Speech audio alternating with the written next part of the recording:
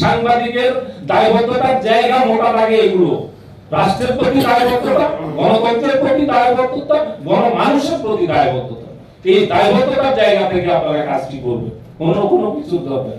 আগামী নির্বাচনে একটা তো হলো গণভোট, আর একটা দিক হচ্ছে আমরা নির্বাচনে যখন পেশাদারিত্বের সাথে দায়িত্ব পালন করতে যাব, এবারে নির্বাচনটা অতীতের যেই কোনো নির্বাচনের থেকে একটু ভিন্ন। এই প্রেক্ষাপটে আমি এই নির্বাচন কমিশনের সাথে আমার কাজ করার সুযোগ হয়েছে বিচারপতি আব্দুর রৌফের সময়। আবু হেনা ডাকসাইটে আমলা, তিনি সিইসি যখন ছিলেন, আমি তার সাথে কাজ করেছি নির্বাচন নিয়ে। পরবর্তীতে এমএসআই এর সাথে আমার কাজ করার সুযোগ হয়েছে। অল্প কিছুদিন বিচারপতি আজিজ সাহেব, যিনি খুব আলোচিত ছিলেন, তার সাথেও আমি কাজ করেছি। এই সময়গুলোতে আমি যে নির্বাচনগুলো দেখেছি, মোটা দাগে যে নির্বাচনগুলো বাংলাদেশে গ্রহণযোগ্য হয়েছে, সেই নির্বাচনগুলোর তুলনায় এবারের নির্বাচনটি খুবই গুরুত্বপূর্ণ এবং সাংবাদিকদের জন্য আরো বেশি গুরুত্বপূর্ণ। কারণ এই সময় গিয়ে যে কথাটি বলেছেন আমার এক ভাই, যে এআই এর মাধ্যমে আমরা সাংবাদিকরা পর্যন্ত, যারা সমাজের সবচেয়ে সংবেদনশীল অংশ এবং সেনসিটিভ এবং একই সঙ্গে আমরা সেন্সেবল হিসেবে আমরা দাবি করি, তারা পর্যন্ত আমরা অনেক সময় আমরা খেয়ে হারিয়ে ফেলি। আমরা একটা ভিত্তিহীন সংবাদ দুই চারজন শেয়ার করলো, সেখান থেকে নিয়ে আমরা শেয়ার করে দিই। আমরা গুজব অনেক সময় আমরা কানে তুলছি। এই বিষয়গুলোতে সামনের নির্বাচনে সাংবাদিকদের অনেক বেশি দায়িত্বশীলতার জায়গা আছে। আপনারা দয়া করে এই সামনের যে নির্বাচন হবে, সেই নির্বাচনে গুজব, অপতথ্য ব্যাপারে সবচেয়ে বেশি সজাগ থাকবেন। নলছিটির কোন একটি কেন্দ্রে গোলযোগ হয়েছে, এই খবর শুনলেন, একটি ভিডিও দেখলেন আপনার মোবাইলে, সেখানে লিখলো নলছিটির অমুক কেন্দ্র দখল হয়ে সিল মারছে অমুক দল। হয়তো দেখা যাবে ওই ভিডিওটা সেই ফেসিবাদী আমলের কোন একটা সিল মারা ভিডিও। আপনি সেটা ডাউনলোড করে এখানে দিয়ে সবচেয়ে বেশি এবারে চেষ্টা করবে কথিত ফ্যাসিস্ট শক্তি, কারণ তারা চাইবে না এই নির্বাচনটা সফল হোক। এই নির্বাচন বন্ধ হলেই তাদের মুখে হাসি ফুটবে।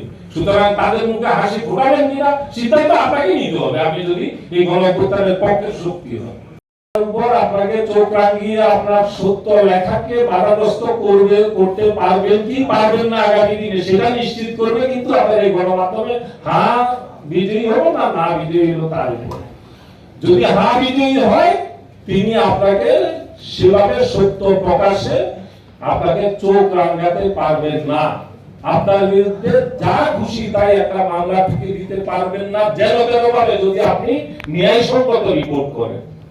আপনার সংবাদ মাধ্যম গত 15 বছরে যেভাবে একের পর এক ত্রুটি চেপে ধরা হয়েছে, বন্ধ করা হয়েছে, দৈনিক আমার দেশ, দিগন্ত টিভি, ইসলামিক টিভি, দৈনিক দিনকাল, সংগ্রামে আগুন দেওয়া সম্পাদককে তুলে নিয়ে যাওয়া, ব্যারিস্টার মহিনুল হোসেনের মতো একজন সম্পাদক মন্ডলীর সভাপতি, তাকে ধরে নিয়ে ফ্লোরে শুয়ে রাখা, মাসের পর মাস শফিক রেহমানকে নিয়ে ফ্লোরে শুয়ে রাখা, এই যে সাংবাদিকদের উপর যে নিপীড়নের কালো অধ্যায়, এই অধ্যায়টা ফিরে আসবে, সেটা যে দলই আসুক না কেন।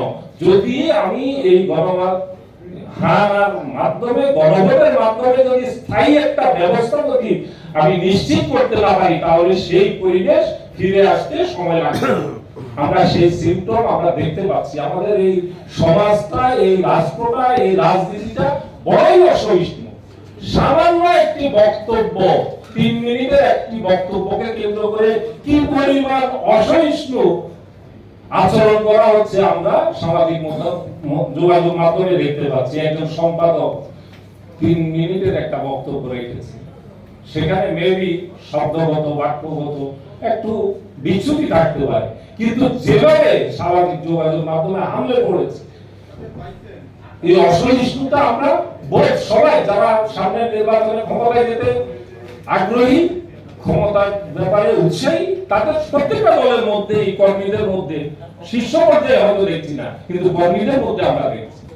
এইটা থেকে যদি আমরা আগামী দিনে নিরাপদ বাংলাদেশ, একটা সুনিশ্চিত মুক্ত বাকস্বাধীনতার বাংলাদেশ, গণতন্ত্রের টেকসই গণতন্ত্রের বাংলাদেশ, টেকসই মুক্ত গণতন্ত্রের বাংলাদেশ, মুক্ত সাংবাদিকতার বাংলাদেশ যদি আমরা দেখতে চাই, তাহলে এই যে হাঁকে জয়যুক্ত করানোর ব্যাপারে আমাদের প্রত্যেকটা সংবাদ কর্মীকে আমি মনে করি দায়িত্বশীল ভূমিকা, নিজ উদ্যোগে আগ্রহী হয়ে নিজের তাগিদ মনে করে করতে হবে। তা না হলে কি হবে, আপনারা এখানে যারা আছেন তারা কে কতজন গত 15 বছরে 1 কোটি টাকা মালিক হয়েছেন একজন নয়।